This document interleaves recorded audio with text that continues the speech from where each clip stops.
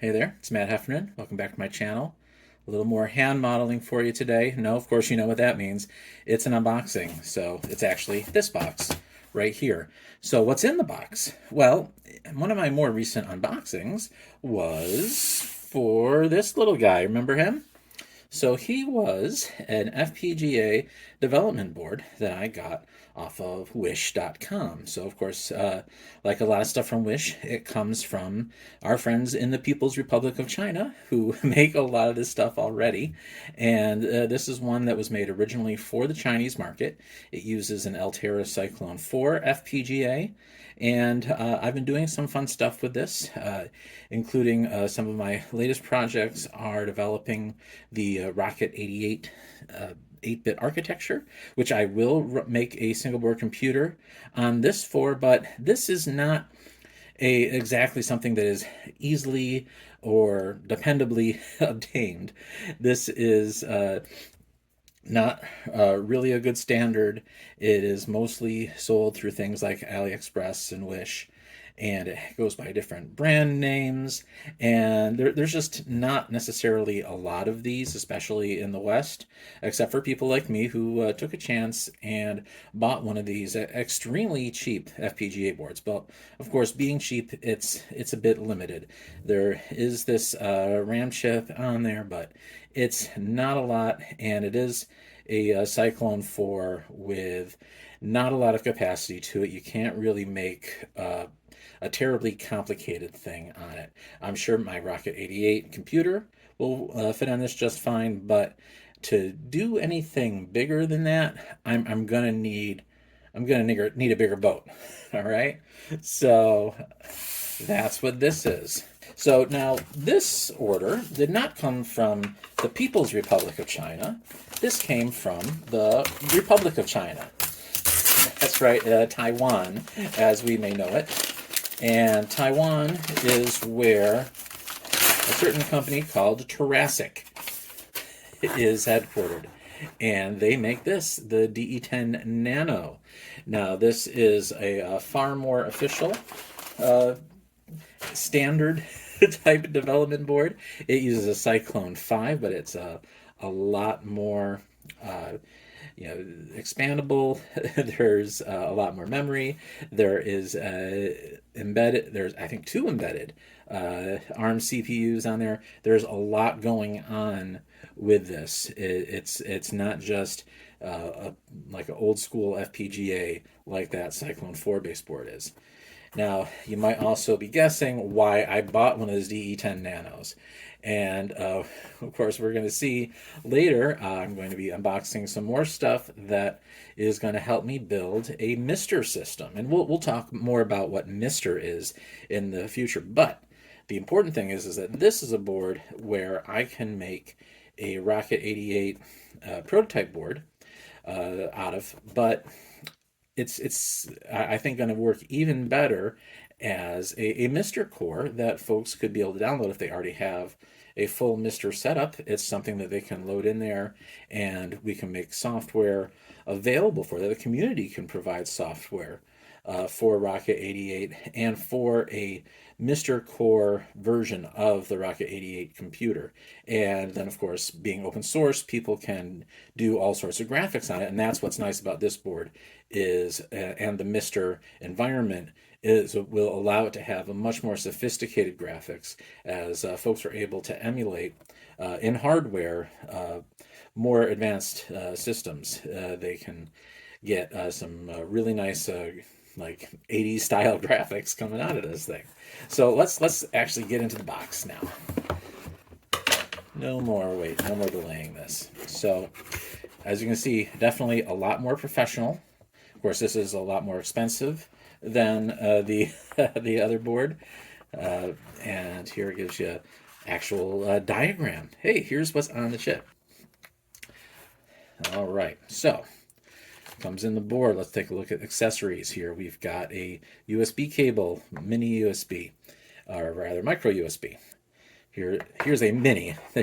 So just so you know the difference, micro, mini USB. And I guess those are used for different things. We'll see. We got some standoffs here, some lovely plastic standoffs. And we've got a little power supply here. Look at this. A real American power supply. How about that? So that makes things a lot easier. And finally, the unit itself. Now, looks like nothing else in the box. The board itself. Here we go. Oh, let's turn it right side up. D10 Nano. Look, hey, there's an actual website you can go to. You don't just kind of have to figure it out. It looks like we have a barrel jack for the power supply that came with it. So the power supply has a little barrel connector, so we'll have the barrel jack. We've got HDMI. We've got this mini USB connector here. We've got a full-size Ethernet port, and then a mini USB and this guy here. Okay, so we've got two, so we got two mini USBs and the micro USB.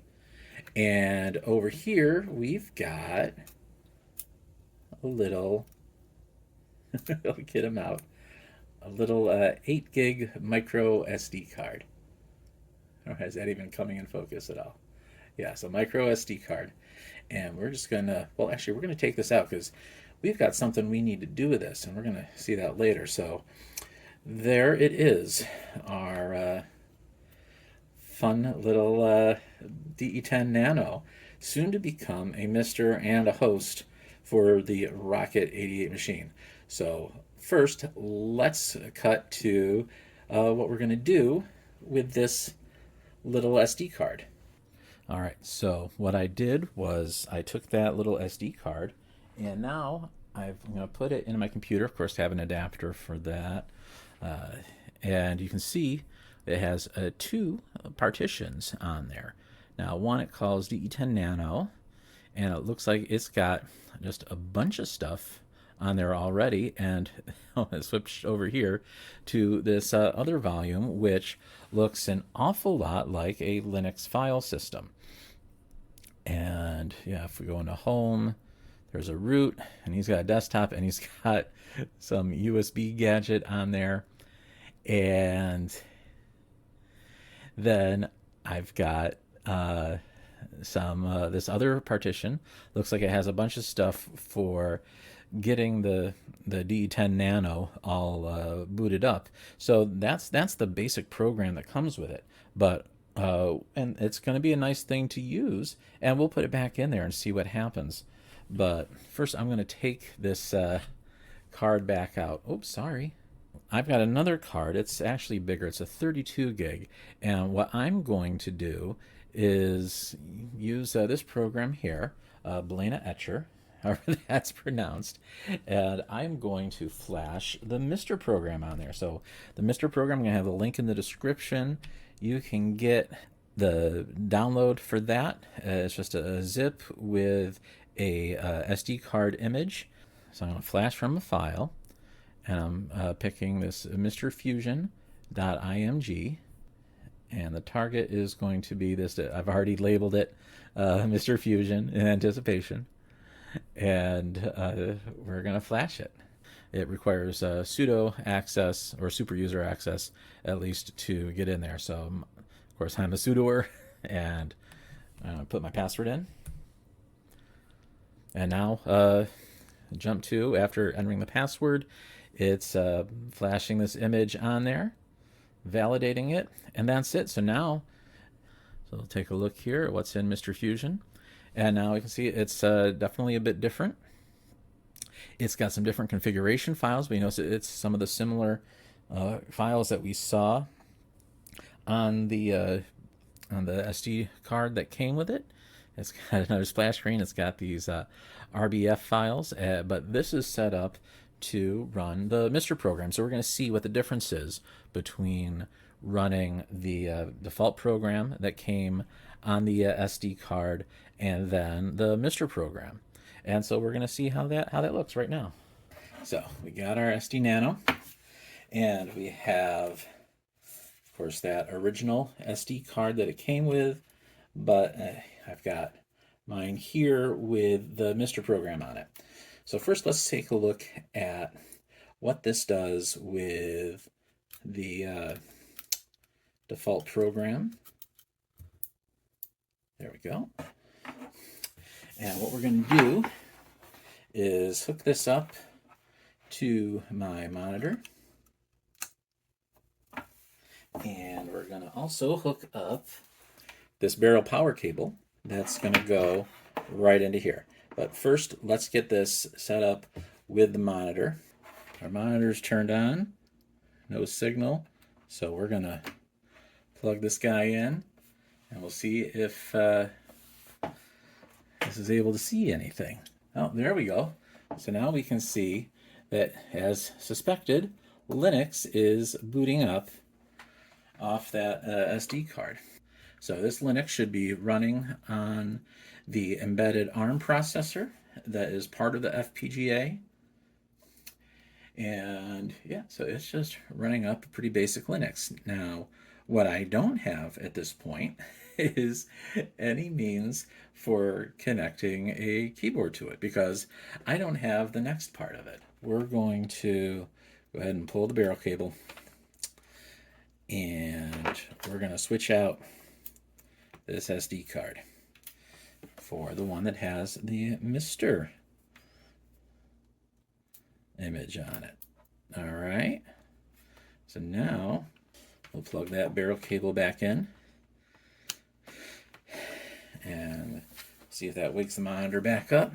That's definitely alive. Yep. Oh, and now we can see, hey, MiSTer Fusion is installing MiSTer. Please stand by. Should not take more than 2 minutes. The system will automatically restart when done.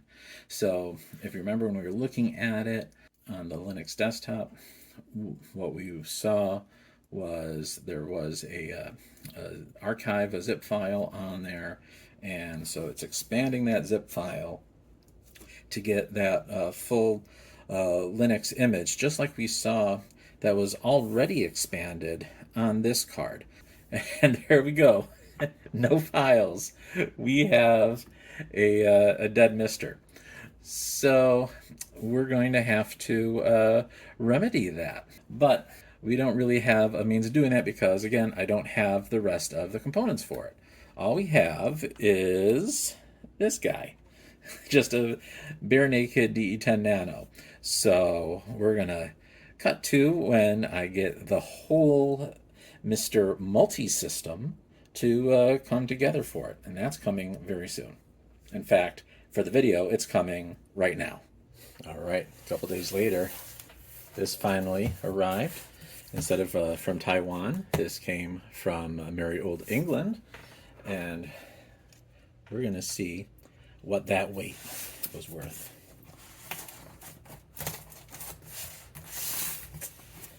So, it is definitely a much bigger box. And this managed to take a much more involved journey, it seems, and just from coming from Taiwan, things can just sort of come to the United States nice and quickly, but coming from the UK, no, that's a special thing. We're gonna need to sit on this for a while. All right, some nice green, as in not actually any sort of waxy or plastic bits, just nice brown paper. And of course, here's our little thank you note here from Neil from RMC. And of course, I think you can probably guess at this point what this is, in case the thumbnail didn't give it away. It is the MultiSystem. This is going to be sort of the basis of our MiSTer. Of course, we still need that DE10 Nano to run the MiSTer cores, but a D10 Nano by itself is not enough. What we're missing with the Nano are basically some easy ways to connect controllers to it, to connect different types of video interfaces, And also, most importantly, is the ability to have more memory. And it gives us a little extra memory for RD10 Nano to be able to hold some of these larger cores. Oh, look at this. Part of a club that has a QR code and everything. And oh, here's a little sticker. It's a cute little guy. I have to figure out what I'm going to do with that. What's in this box? So there we go. That is the MiSTer MultiSystem. So you can see here it's got some headers that those GPIO pins from the DE10 Nano are going to sit right in there. And now let's take a look at all of the stuff that it gives us. So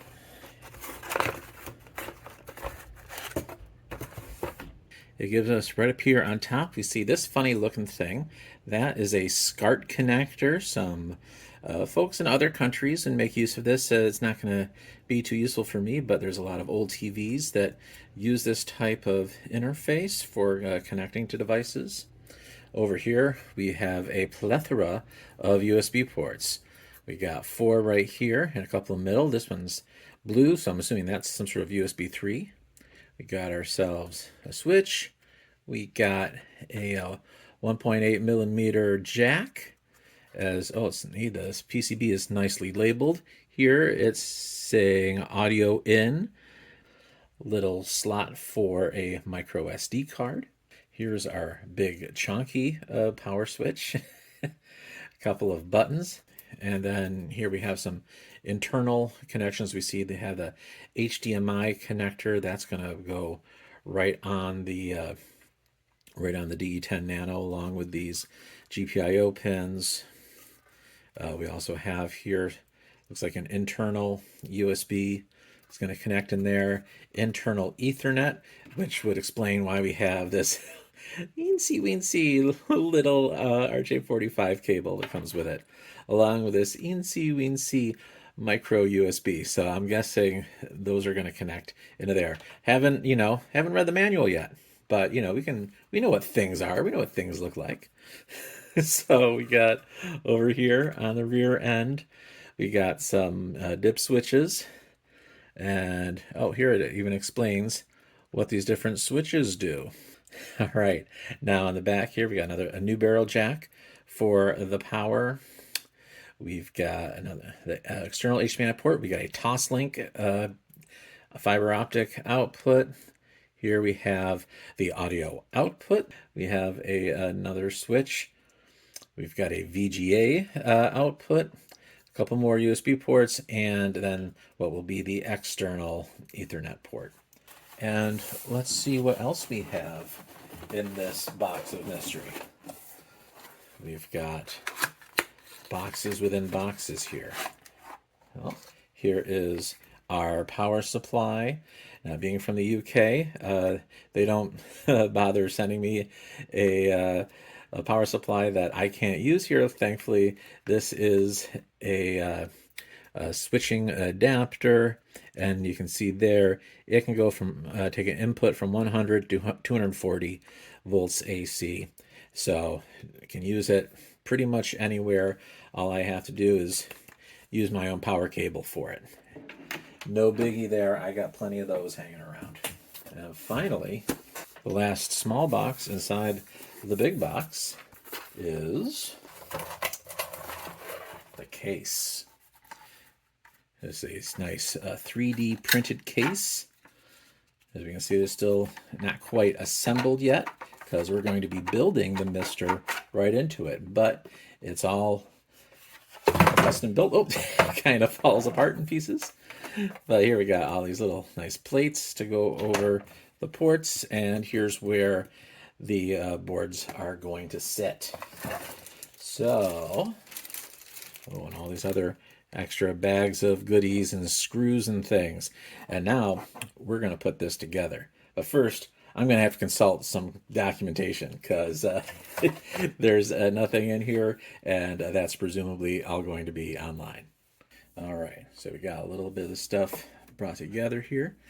We have some of the recommended tools that are in there. We got a screwdriver. We got some needle nose pliers. Even got a little smaller screwdriver in case things come to that. So first thing we got to do is get our trusty D10 Nano.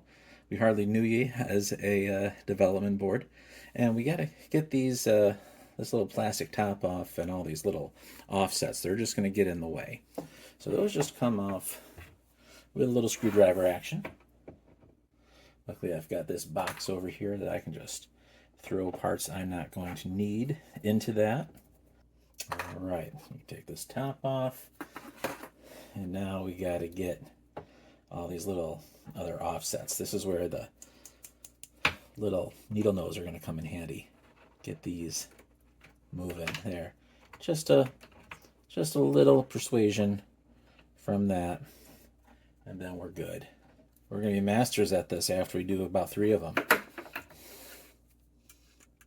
Unfortunately, I'm not buying 3 MiSTer MultiSystems unless I get a lot more patrons. So, you know, links in the description for that old Patreon if you want me to start, building a collection of these things. I'll need a little financial assistance for that. All right, so now we got our nice bare naked DE10 Nano. The first thing we're going to need to add to this is putting a little heatsink on the FPGA. It's going to get a little toasty with what we're doing here, especially since it's going to be inside this enclosure. So thankfully, the nice folks at RMC have given us one of these in this pack. Ooh, we even got a little fan. But no, we're not. It's not that bad that we need a fan. But we do need just nice passive heatsink. We're going to try to center that, I guess. All right, we're going to push down on that good and hard. We don't want to bend the PCB. There we go. But this is a pretty rigid unit here. It's got a lot of stuff on it, and it's a nice quality PCB. Jurassic is really making a nice product here with the D10 Nano. I know this isn't quite what they have intended for it, but it's still a really nice platform to be doing this with. So now we need to replace those brass posts that we had with some little plastic posts that were provided here. So there they are, some nice little black plastic posts. And so the posts are going to go on this board here, on the multi-system board. So here we can see there are these 4 big post holes, and we only need to put them in this one, and that one. I guess we'll have some other purpose for that one. But for now, I'm going to put the posts coming out here and screw them in from the backside. All right. So there's one. That's relatively upright. Let's get the other 2 in there. All right. So there's the offset posts are on there. All right. And now we need to route these little cables that are in here. So we're going to have the Ethernet go right into there, and then our micro USB. Yep, as I suspected, it's going to go here. There we go. And now we can make our first actual connections to the D10 Nano. So we'll hook in that Ethernet port. Ooh, that is a tight fit. There we go. And our micro USB connection. There we go. And now we gotta flip this guy over, and we gotta get the GPIO pins lined up with these connectors here, as well as getting these posts lined up. So that's gonna I don't know if I can do that on camera. That's gonna take a little maneuvering here. One thing they didn't mention before the alignment is that, oh hey, you're probably going to take this HDMI extender out. That's definitely getting in the way.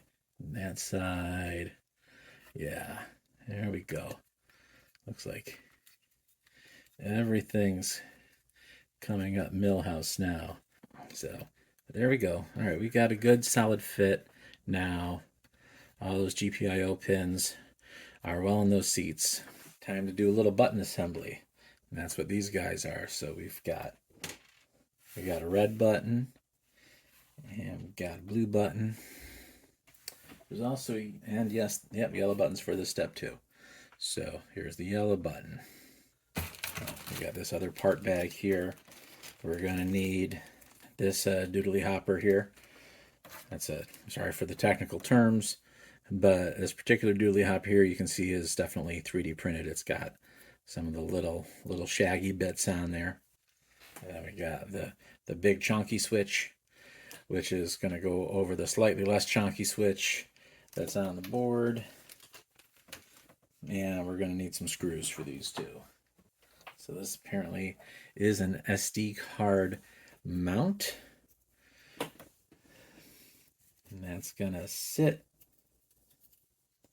on the multi-system board right here. So it looks like it's one part goes, okay, that's why we only had 3 posts. This part of this SD card dealy bobber acting as the post and just providing a little seat for the SD card. And then a little hole there for that button.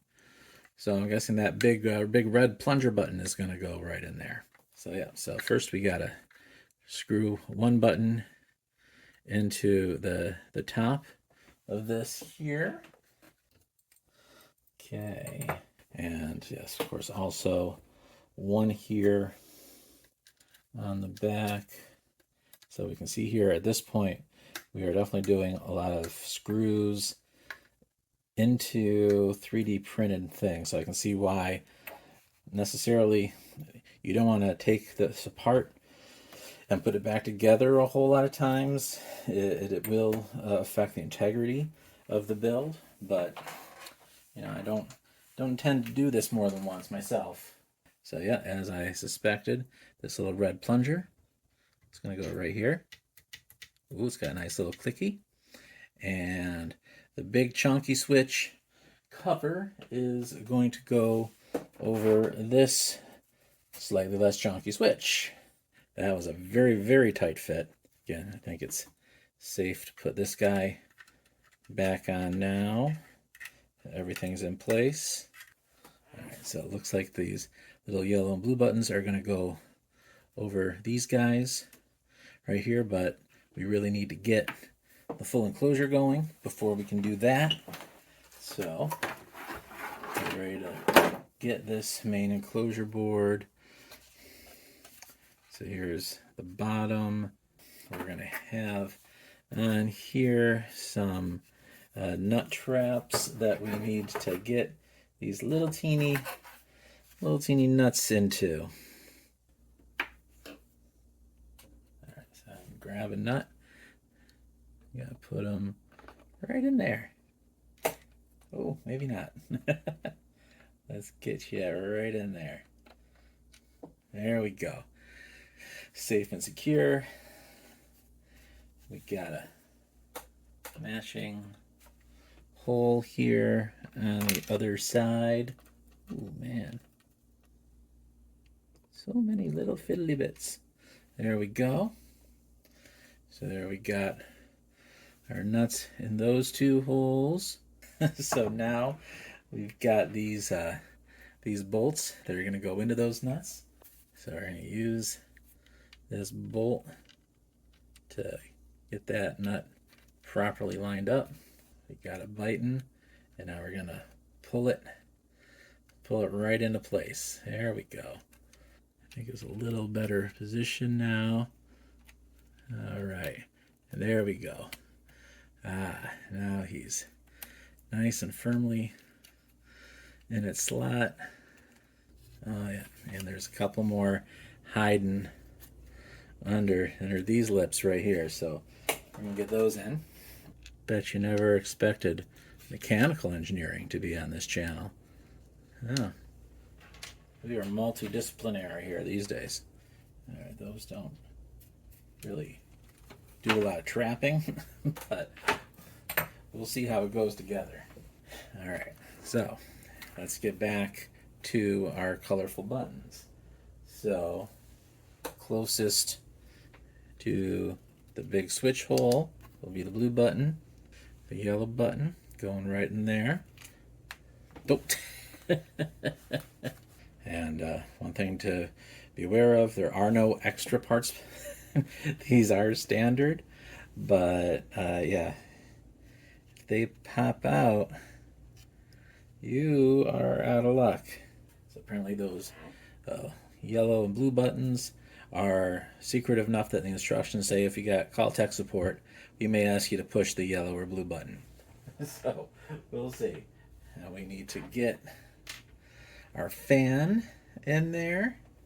So the fan goes obviously over here where the vent for the fan is.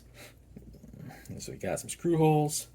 We're going to have the fan. It's going to go right in here. It fits very snugly. And we'll get some more screws going in here, the 4 points to hold our fan in. We'll go diagonal ways, get that next screw in. Look, this is more active cooling than most of the retro machines we're going to be emulating ever had. So there we go. Oh, hey, now the instructions tell me to do the HDMI bridge. Way ahead of you. So now it's time to actually put this bad boy into the case. Let's see. We're going to need a little reverse angle. Make sure things are going in the right way. Nary a millimeter to spare here. Looks like there is a little groove there for the board. So we got little holes here. They've got to line up with the corner of the PCB. Oh wait, ooh, oh that felt nice. There we go. That has got to be at just the right angle. All right. First we want to just semi-tightly get these front screws in the front corners of the PCB into the case. So we'll just give them a few turns here just so it won't move out of this position that we worked so hard to obtain. And now we're just dropping screws. If you've got a nice magnetic screwdriver, would probably recommend that for this. Get all the help you can get your hands on there. All right. All right, so now we got that just turned in a few times so we have a little breathing room here. So first we're going to be putting in a little grill for the USB plate. And so for that we have this nice little 3D printed part right there. So that should just slide right into there. Oh, look at that. Well, that's the easiest thing yet. And yep, there we go. USB ports are nicely aligned through that. Now we gotta flip it around and do the same thing here for the rear plate. A lot more going on here. Interesting that, yeah, the nice looking part is the bottom of it, and then the top is where you get some shaggy bits. Unfortunately, that's the part that's sticking out. But yeah, we'll just have to get this happening. So we're supposed to just sort of tilt this in. There we go. Ooh. Again, super tight fit. Precision engineering, but there, that looks pretty nice. Now we can connect the fan. Looks like we have 2 fan connections. There's a 3.5 volt and a 5 volt. We're going to want to connect to the 3.5 volt. So it is a 5 volt fan, and the 3.5 volt one we can connect it to just to make it quieter. And that's probably not a bad idea, especially since I'm going to be filming stuff with this. So we're going to see how that works. I may switch it to the 5 volt pins if it seems a little toasty. According to the instructions, unless you live in a very hot place, you're not going to need a full 5 volts going to the fan. But what you do need to do is make sure this USB cable is nicely tucked down there. I, of course, live in upstate New York. It is not a warm place. So there we go. That is connected on there. So now I'm going to finally bolt this in place. Oop, let's not forget our little reset button popped out. Make sure our fuse is moved over a bit.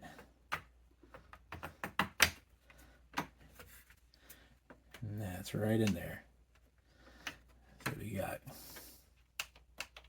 still good action on the reset switch.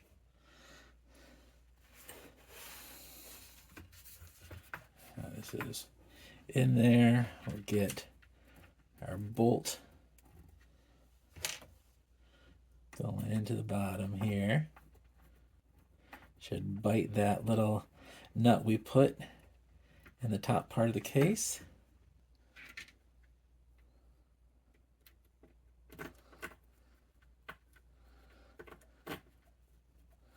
There we go. Yeah, oh, that didn't sound right. Try this one more time.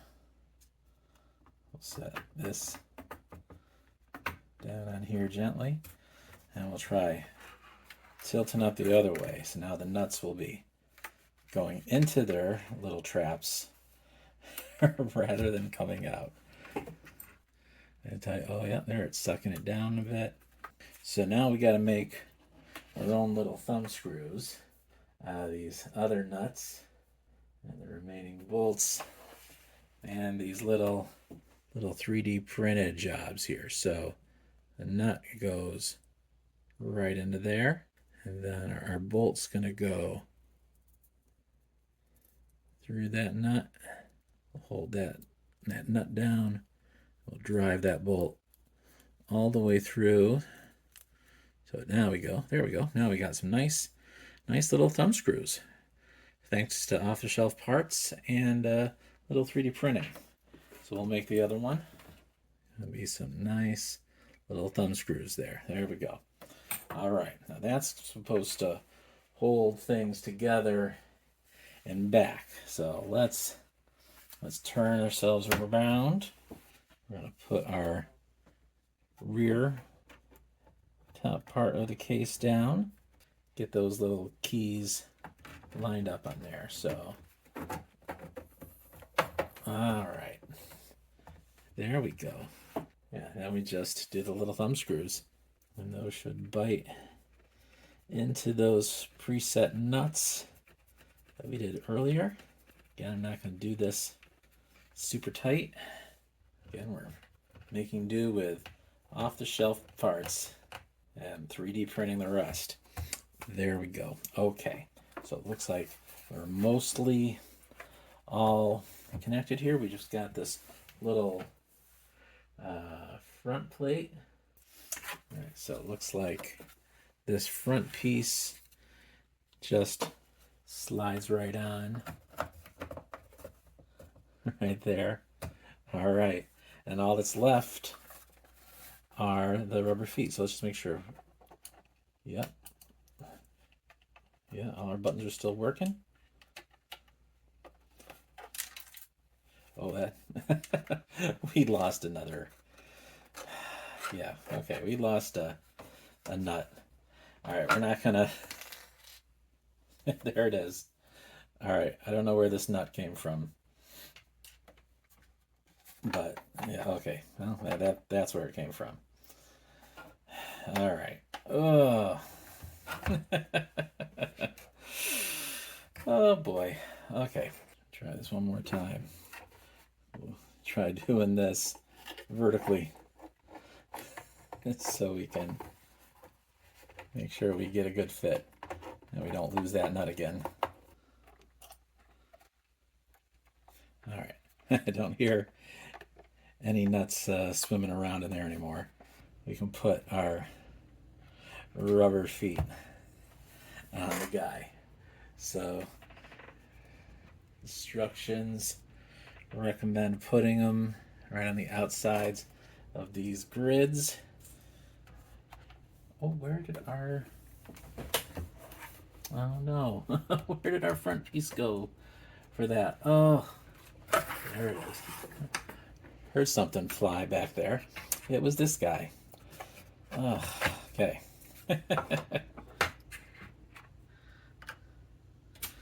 So, gotta take this thing off.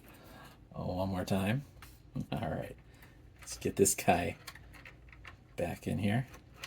So yeah, so these little screw holes in the back with the little sliding lock thing, that's for wall mounting. But if you've seen any of the videos for my podcast, Retro Brew House, you'll see our friend Tom Wilson there, who has a MiSTer, and we've demoed that several times on the podcast. He's been showing how you can use the MiSTer for all these different retro platforms, like the ones we're talking about developing for. And he actually put his in more of a regular computer case than this sort of ersatz console that the multi-system is providing. And the similar kind of thing where you'd have a USB hub in there and the whole 9 yards. And that gets it in more of a computer type form factor, which is what he is more into. I kind of like this console thing. All right, now it looks like we have a fully assembled console. And we've got now our power supply. Well, before we do all that, let's get our HDMI. We'll get a mouse. Why not? And we'll get a keyboard, because this is, after all, a little computer. And we'll be able to emulate a bunch of old school computers with this. And yes, the MiSTer is emulation. It's hardware emulation, but emulation nonetheless. So it could give you some better results than pure software emulation. It's definitely going to give you more reliable timing, which is really important when it comes to games. Oh, there we go. All right. So it was powered on. All right, there we go. Let's see, okay, got a storage SD card, available space 29 gigs. All right, so now let's see what we got to do to actually get some cores on here. All right, so I got the SD card put back in my computer, and I added some more files to it. First thing I added here was a new version of the MiSTer firmware, and that gets updated fairly often. So I want to make sure I have that on there, because my SD card image is definitely older than what the latest firmware is. So I've got that in there, and then I added an RBF file for a NES core. So that's what you do is with the MiSTer, you just load it up with these different RBF files for cores, and this one will be a NES. So that means now I could put on this SD card a bunch of NES game ROMs. So I created a directory for that, and right now I just got one in there, one that I had handy. Of course, it's Super Mario Brothers. What else am I going to do but play the first game I played on my NES on the MiSTer? So let's see how that works. So now we'll take that SD card. We're going to put it back in our MiSTer eventually. There we go. All right, so that's back in there. And another thing we have is a controller. So we're going to try sticking that right in here, right in one of our USB ports. All right, let's see what happens now. Turn that on. Our little fan is going. We'll just wake up our monitor again. Hello. Now, is it the new firmware that's failing? As I had suspected, I was really overcomplicating the way the whole MiSTer thing works. So what I really need to do, and what I have seen that a lot of other folks online are doing, is using this repo right here, update all MiSTer. And I'm going to be, of course, linking that in the description. And what this gives us is this little script right here, update all.sh. And that's a little bit of magic that if you have the MiSTer connected to the internet, it goes ahead and downloads all the cores and really does all this configuration for you beyond what the standard image does.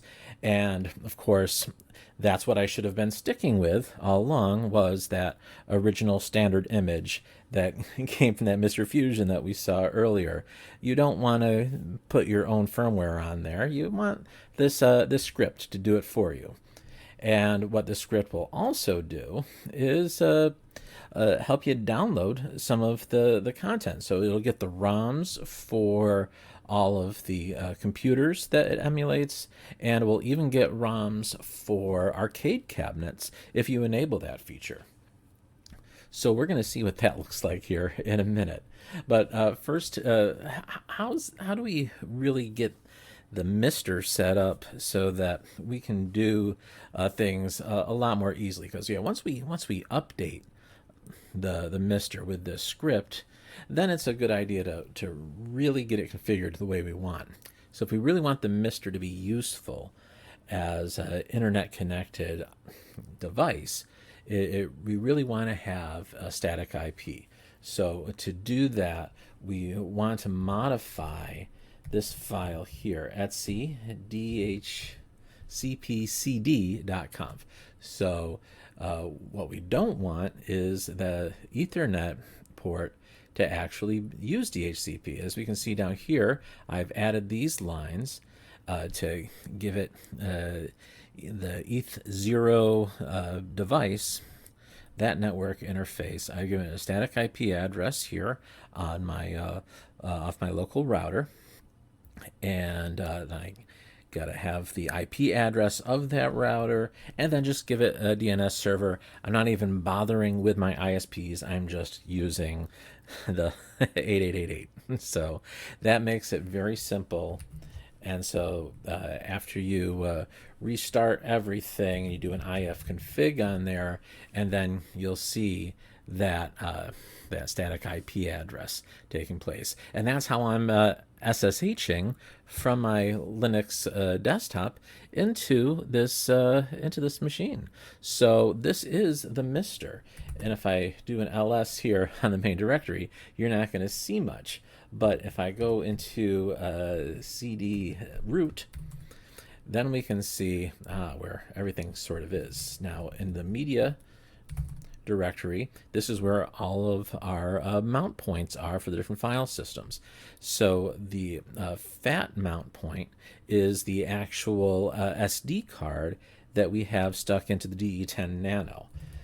So if we look at that, there's that file. Now we'll see here there are some additional files than we had seen there before, but if we go into that scripts directory, we will see that update all.sh has been copied in there from that repo, and that's how we populated all this other stuff, and didn't have to use the special version of that MiSTer firmware image.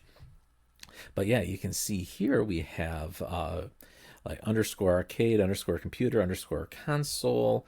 This is where all of the cores are. So that update all script gets all those cores. And so then once you have the cores in place, you just need to add the ROMs.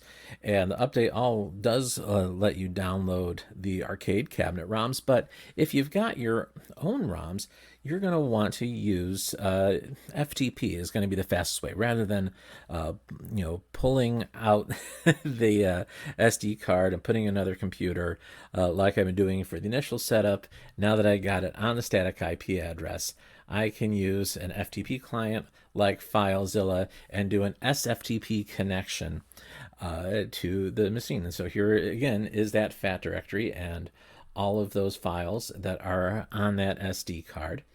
And now we can see here there is a new directory on there called games. And now we have all the different games that we put on here. And there's a few that I've added already. So for like the CoCo2, you can see here, I've already added one of my childhood favorites, Dungeons of Daggerath, because I already had the ROM for that. So I've put that on the CoCo2. I've, of course, on the NES, I have put multiple subdirectories in there of all sorts of ROMs. And of course, all these ROMs are available on the Internet Archive. It's easy enough to just download a big scat of them at once. Or you can just download the ones you want. But as you'll see here, even these uncompressed files, they're each less than a megabyte.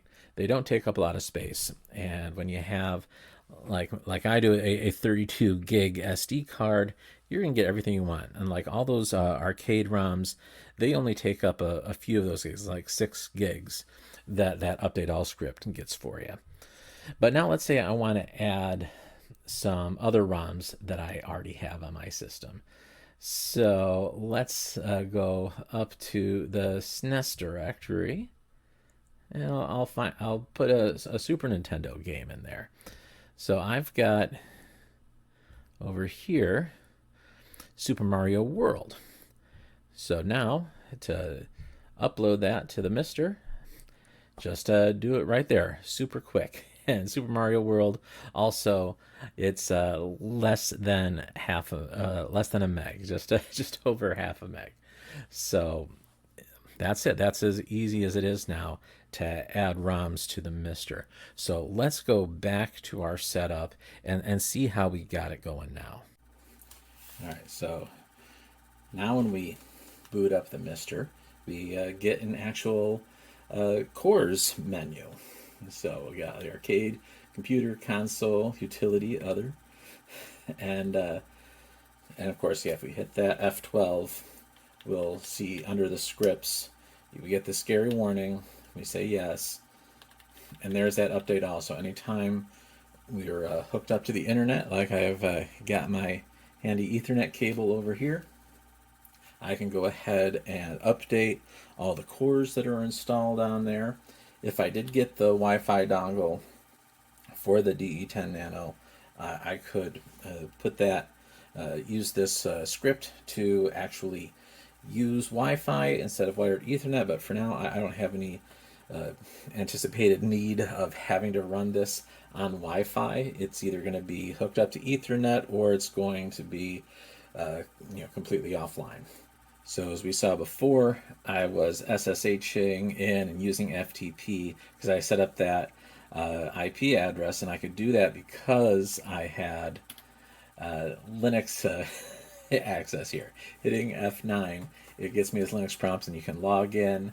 You can only log in as root, but if I hit F12, it gets me back to the menu.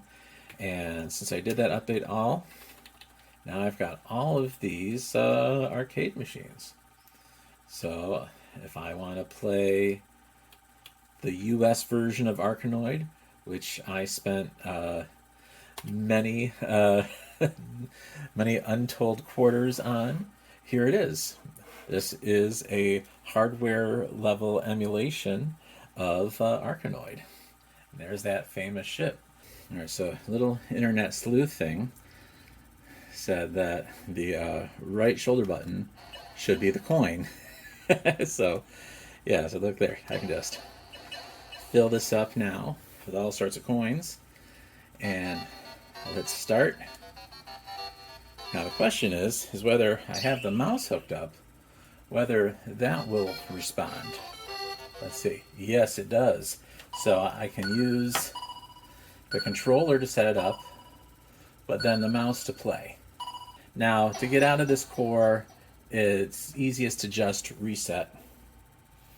Oh, and of course, with resetting, we lose the light because I'm using the MiSTer to actually power my light. Now we know that hitting the reset button does temporarily cut the power to the USB ports. So let's see what else we got here. Now, of course, I can use the controller for going through the system. So now we looked at an 8-bit system. Let's find something a little faster. Now, unfortunately, holding this down, you can see there are a ton of games on there. But let's say I want to jump right to, say, Street Fighter 2, if that's on here. We hit S, and there on the keyboard. So yeah, we can use all the different control methods that we have to get to where we want. So now, so here's the original Street Fighter 2. And let's see how the MiSTer handles this. Definitely a little more, a little more involved than the Arkanoid machine. Let's see some big sprites. Let's see, Dalsim. I always like Dalsim. Like the stretchy limbs. So let's see. Now I'm going to have to use all 6 of the action buttons here to do this. All right. So looks like the first 3 are the punches, and then the kicks are the next 3. All right. I mean, it looks perfect. I wish I had better sound, but yeah, I mean, that's just perfect. I mean, the delays are just like the arcade, but now here's where things get even more interesting for me. Now let me see here if I can get to a core without, let me get up to here, arcade, computer. Now we see, look at all these computers. I see a Commodore 64, and look at that. I'll be damned if that is not Commodore 64.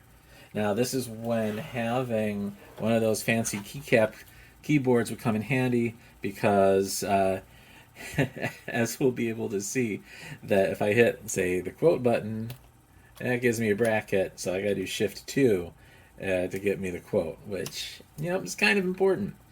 But anyway, now it comes with, when you do the update all, you get the basic ROM for the Commodore 64, along with, of course, all these other computers. And then you can add other cartridge ROMs, disk images, and stuff. So if I hit F12, it'll get me into this menu where I can say, all right, well, let's mount to device 8 an image file. So I'm going to do a disk image, which would be D64. And hey, look, it's one of my own games, Word Slide. So now that I've virtually put the disk image containing my game that I wrote for the Commodore 64, only ever running it on software emulation, and now I can run it here on the MiSTer. So now if I do a load, oh, and that got me again. And so here I'll do the $8, and that'll of course give me the directory when I do a list. So there it is, WSC64. So it's virtually loaded in there, and of course it needs to have that words.bin in order to work too. That's why I have it packaged as a D64. So now, if I do my load, Shift 2 for the quote, and WSC64, close quote, and a $8, because we don't want to try getting it from the tape. And then it's going to load it up, and now we can run it. And of course, you'll notice that loaded up really quick because this is not emulating the speed of, say, a 1541. It is really cutting to the chase. It's just loading in really as quick as the virtual CPU will allow it to. So it's still running on an FPGA version of a 6510, but it is not doing that same kind of hardware emulation for 1541. Now, for certain games, that may depend on that. Like there could be some real funky things going on, and you want that delay from the 1541, or perhaps even be able to use some certain features of the CPU that is inside that 1541. But in this case, no, it's just loading that disk image so it can just virtually get it from somewhere in the memory inside the MiSTer, and then basically handle that as a RAM disk. And then just, it's still doing that, 1 byte at a time load with the 6510, but it's doing it at bus speed and not going through the multiple bottlenecks that you have with the 1541 with the IEC bus, and then the 1541 itself and all of its slowness, which isn't just mechanical, is also electronic. But yeah, so there's my little version of word slide for the Commodore 64. And we could go watch me play this game. It's not too exciting, but anyway, there it is. Now, I do have other more exciting things that I could load. Now, first, let me go ahead. I could just load a PRG right in there if I don't want a disk image. And here I have this. If you saw the last episode of my podcast, I created this demo to open up the podcast. And there it is running on the MiSTer. So, yeah, it really becomes, I'd say, an even better user experience and developer experience than the software emulation, with the notable exception of not being able to have a debugger. Now, maybe somebody's doing that with the MiSTer, and that's the one thing that software emulation does, is allow us to do very detailed debugging for a lot of these retro systems. But once you have that all set up and you want to do a closer to real hardware test, the MiSTer is going to be the next best thing to an actual unit. And I think importantly, as some folks, including Paraphractic, have noted, that maybe the time is starting to come where we don't want to use that real hardware anymore, only for like special purposes. That the more we use it, it's really becomes a finite quantity. How many times can we use these old machines before they all finally bite the big one? Let's do one more thing. Let's load up the Super Nintendo core. Now, this selects the core, and there's nothing running in that core by default.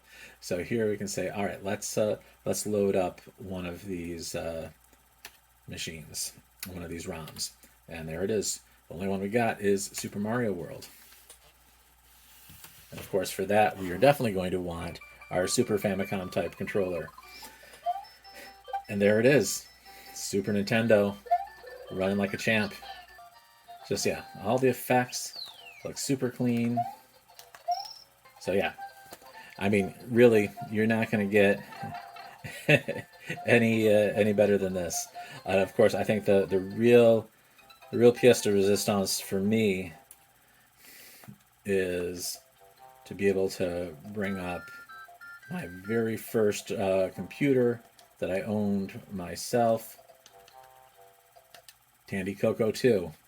And so for like the first time for me, for over 30 years, I have a CoCo2 again. Right? And this is the platform where I learned BASIC, and really where I start learning how to program in earnest here. And all of the type-in programs over time that I've put into this very version of BASIC, it's just untold hours upon hours of doing that. And here with this core, I can load a cartridge image, as we saw before. I have Dungeons of Daggorath, so let's go ahead and just virtually put that cartridge in. Now we can see here, it does not quite look good, and that's because what it is doing is it's trying to come up with a pixel accurate version of what these graphics look like. Well, pixel accurate's not too good on RGB. What we really want is just what is the intention? What is the ultimate effect? And so if we go over here to the video settings, I want to get the artifacts turned off. And there we go. Now it's just coming across as mostly white, like we saw before. And then prepare. There you go, 1982. And you got that heartbeat.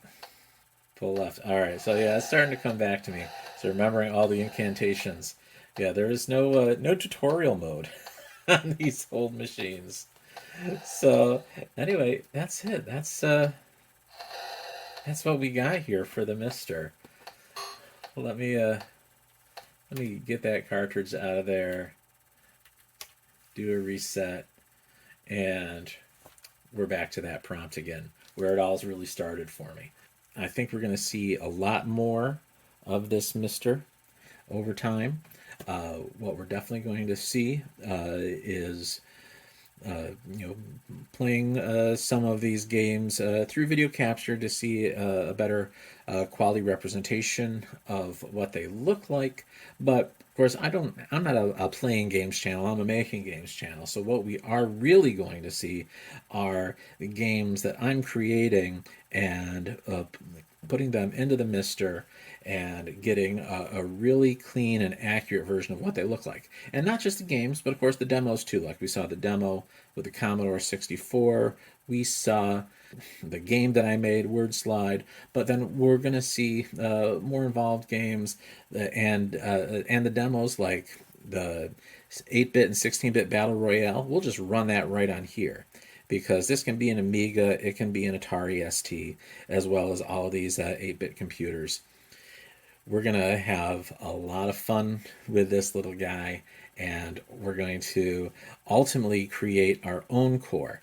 That Rocket 88 computer that is going to go around that architecture I'm building, the virtual CPU. That virtual CPU will be built into this. That will be a MiSTer core that will be open source, that people can download and place on their system, and then it will just we'll kind of evolve it from there. As what kind of video hardware do we want to put when we're targeting the MiSTer?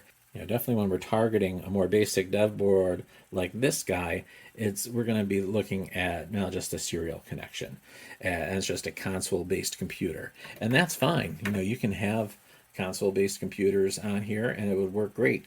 And I will have a multi-platform emulator that works like that console.